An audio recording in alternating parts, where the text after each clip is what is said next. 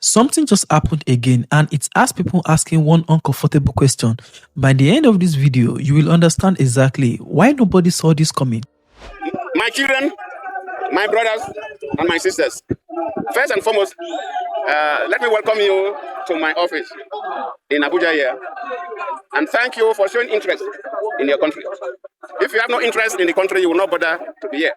That clip right there, that is the genesis of this whole drama. And I'm not going to tell you what is actually happening up front, because what you're about to hear unfolds piece by piece. Here's a question to hold on to as you watch. Do you think Nigerians actually want Goodluck Jonathan back in power? Or is one faction speaking for people who never asked them to?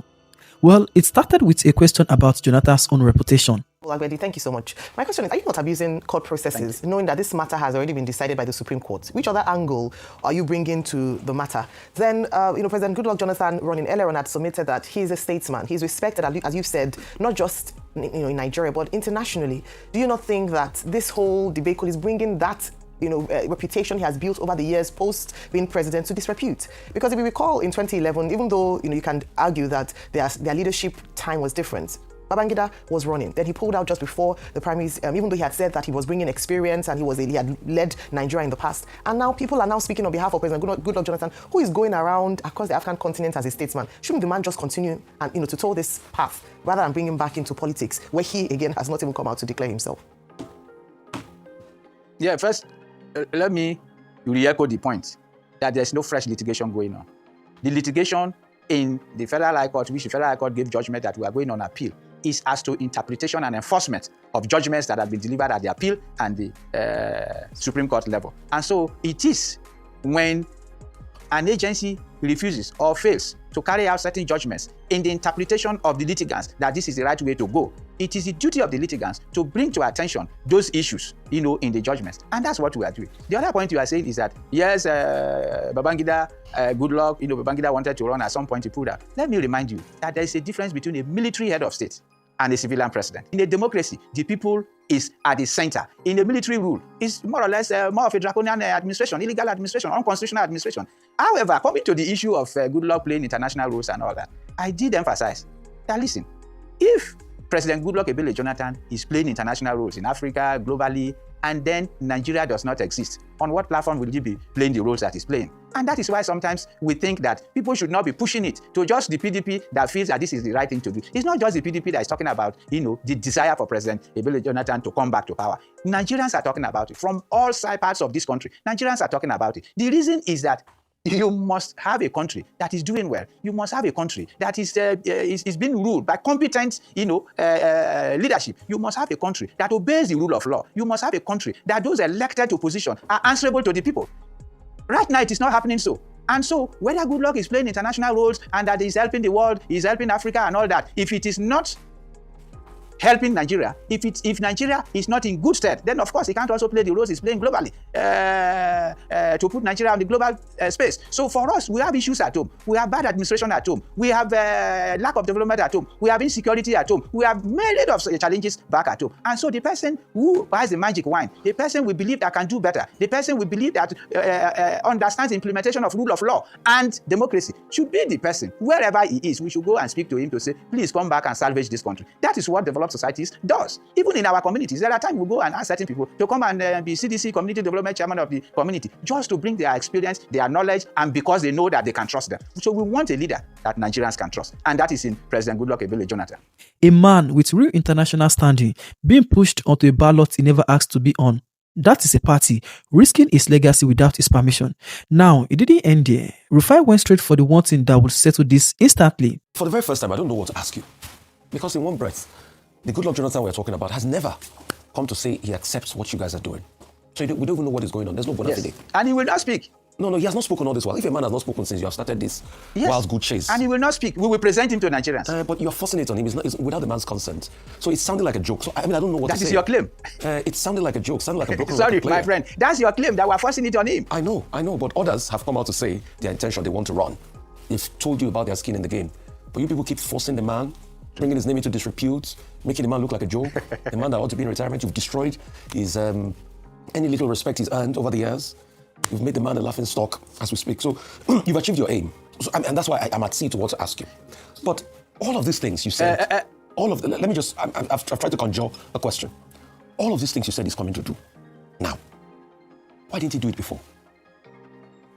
He had close to 7 years, right? Thank you very much. Didn't he have close to 7 years, Abi? He had close to 7 years, or 5, 6 years, or 7 years? 6 to 7 years. Why didn't he do it before? Thank you very much. Have you finished? Can I intervene? Yes, sir.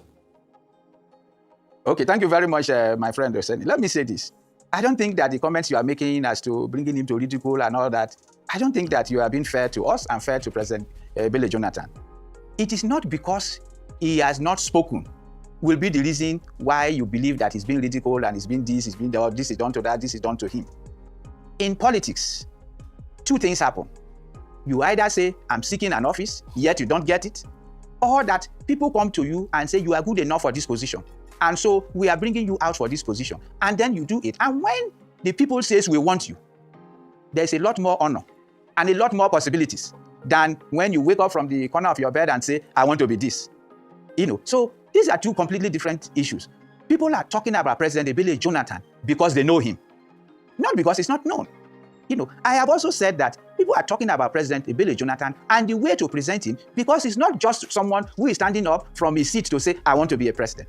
He has been a president of this nation. And so the way you put a president, a former president, into the race is different from the way you bring a citizen like Agbedi into the race, who can just stand anywhere and hold a microphone and say, I am running. Without even exaggerating, one sentence would have settled everything.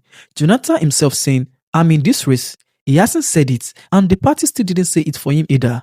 Then Dr. Abati asked the question that exposes something bigger than Jonathan. You can hear me. Let's play a small game of logic. If you go to a man... Yes, but I wanted to speak to a last bit that... maybe this will assist you. If you go to a man and you say, we have decided you are good for the position, does the same person has the right to say to you that, sorry, I'm not interested? Because that's the other end of the argument. Of course, yes. So if you have now... Are you telling us that President Jonathan, not having said so, as I already told you, that he's actually interested? Are you confirming that, yes, he's interested in this race? But the allied question will be, where is the party? Where is the PDP? Which PDP is the authentic one? The Wike one? The one that Wike has hijacked? Or the one that Wike Turaki PDP is trying to organize? So all this talk about that people came to use and all that. Let's just follow logic. Simple. Yes, beautiful. Let me tell you this. Several, even in this your platform, we have said, okay, if you are saying that President Jonathan has not spoken, has he also said that, or disowned these people you are talking about? No, he has not done so. And of course, we have said time without numbers that people cannot just be speaking for President Jonathan without, consultation. That can't be true. And so please, we keep saying that, yes, in as much as you are eager to hear from him, wait for the appropriate time that you are going to hear from him. Two, when you talk about whether it's Wike's faction or Turaki's faction, as at today, you know that the INEC said the Wike's faction uploaded their presidential candidate. And we have no problems with that.